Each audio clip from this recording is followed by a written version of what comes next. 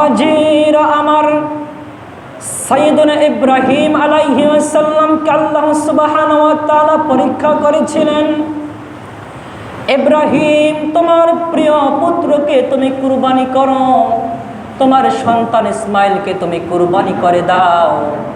হযরত ইব্রাহিম আলাইহিস সালাম এই স্বপ্ন যখন দেখলেন, তার সন্তান ইসমাইলকে ডাকলেন। ইসমাইল, আল্লাহ সুবহানাহু ওয়া তাআলা ঘোষণা করে দিয়েছেন, তোমাকে যেন আমি কুরবানি করে দিই, তোমার গলা যেন আমি কেটে ফেলি। সুবহানাল্লাহ।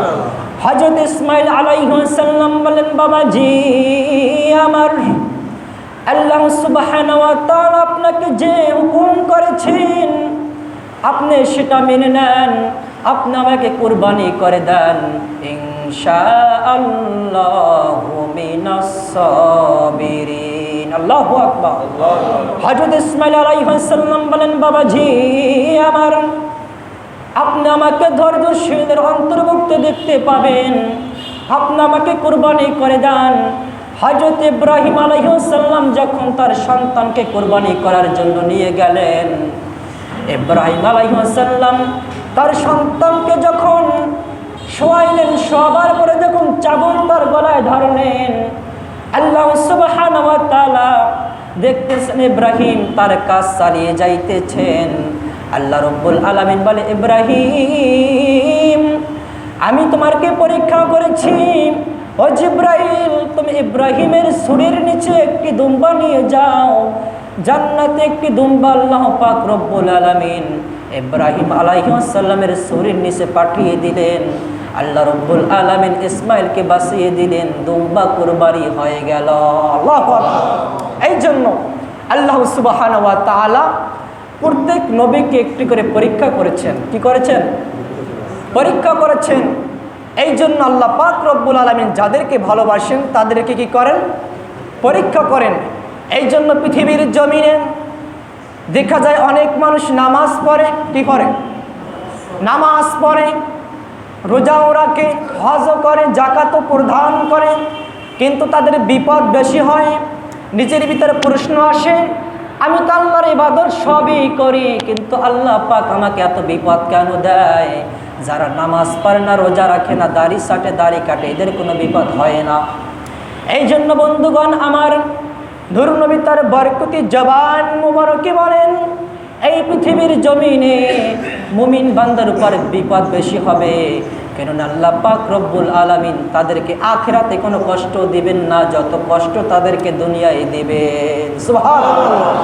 এবং যারা মুমিন নয়, যারা মুত্তাকিন বান্দা নয়, পাপাচার, অত্যাচারী, নামাজ পড়ে না, রোজা রাখে না, ভালো কাজ করে না, সত্য কথা বলে না, দেখবেন দুনিয়ায় এদের বিপদ খুব কম হয়। ঠিক কিনা বলেন? যারাই ভালো কাজ করে এদের বিপদ কেমন জানে বেশি হয়। আমার রাসূল বলতেছেন, শোনো উম্মত, যারা নেক আমল করে, যারা মুমিন, তাদেরকে আল্লাহ পাক দুনিয়ায় বিপদ বেশি এই জন্য দিবেন, কিয়ামতের ময়দানে আল্লাহ পাক তাদেরকে জান্নাত দিয়ে দিবেন, তাদেরকে কোনো বিপদ দিবেন না। আর যাদেরকে দুনিয়া আল্লাহ পাক শান্তি দান করে, বেশি শান্তি, এরা কিয়ামতের ময়দানে আল্লাহর কাছে ধরা খেয়ে যাবে, তারা জান্নাত পাবে না। এই জন্য বিপদ আসলে আমাদের ধৈর্য ধারণ করতে হবে। কি করতে হবে? এই জন্য বরকত, আল্লাহ পাক রব্বুল আলামিনের যে একটি রহমত সকলের উপরে আসে না, রহমত এবং বরকত আল্লাহ সুবহানাহু ওয়া তাআলা এই পৃথিবীর জমিনে সকলকে দান করেন না। আমার নবীর সাহাবী ছিলেন হযরত আনাস রাদিয়াল্লাহু তাআলা আনহু। নাম কি বলেন? হযরত আনাস রাদিয়াল্লাহু তাআলা আনহু আল্লাহর নবীর একজন সাহাবী ছিলেন।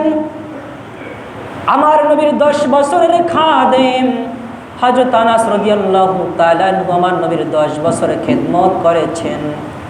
আমার নবীর 10 বছরের খাদেম আনাস রাদিয়াল্লাহু তাআলা আনহু এর মাকে বিশ্বনবী সাল্লাল্লাহু আলাইহি ওয়াসাল্লাম জিজ্ঞাসা করলেন, উম্মে সুলাইম, তোমার সন্তান আমার 10 বছর খেদমত করেছে, আর বিনিময়ে তুমি আমার কাছে কি চাও? উম্মে সুলাইম বলে, ইয়া রাসূলুল্লাহ, আমার সন্তান আপনার 10 বছর খেদমত করেছে, আনাস 10 বছর আপনার খেদমত করেছে, আর বিনিময়ে কিছুই চাই না। তবে আপনি যেহেতু বলেছেন একটি জিনিস চাই আপনার কাছে, আল্লাহ পাক রব্বুল আলামিনের দরবারে আপনি দোয়া করবেন, আমার আনাসের জন্য দোয়া করবেন, আল্লাহ পাক যেন আমার আনাসকে বেশি বেশি বরকত দান করেন।